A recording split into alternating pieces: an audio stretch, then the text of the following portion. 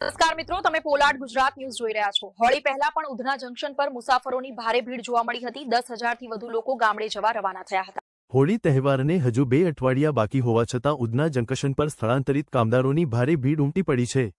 રવિવારે ઉત્તર ભારત જવા માટે 10,000 થી વધુ મુસાફરો સ્ટેશન પર પહોંચ્યા હતા। મુસાફરોને ઉધના જયનગર અંત્યોદય એક્સપ્રેસ, તાપ્તી ગંગા એક્સપ્રેસ અને Udhna Hasanpur road special train દ્વારા રવાના કરવામાં આવ્યા। ભીડને નિયંત્રિત કરવા પશ્ચિમ રેલવેએ 115મી વધુ અધિકારીઓ અને રેલવે પોલીસની ખાસ ટીમ તૈનાત કરી।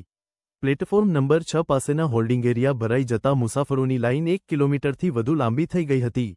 ઘણા મુસાફરોને 12-18 કલાક સુધી ઠંડીમાં રાહ જોવી પડી। રેલવે પોલીસના ડીવાયએસપી ગૌરે જણાવ્યું કે સામાન્ય રીતે હોળી દરમિયાન એટલી ભીડ જોવા મળતી નથી, પરંતુ આ વખતે તહેવાર પહેલા જ મોટી સંખ્યામાં લોકો ગામે જવા માટે પહોંચી રહ્યા છે। ઉધના જયનગર અંત્યોદય એક્સપ્રેસમાં જ 3,000 થી વધુ મુસાફરોને રવાના કરવામાં આવ્યા હતા। પોલાદ ગુજરાત ન્યૂઝ સુરત।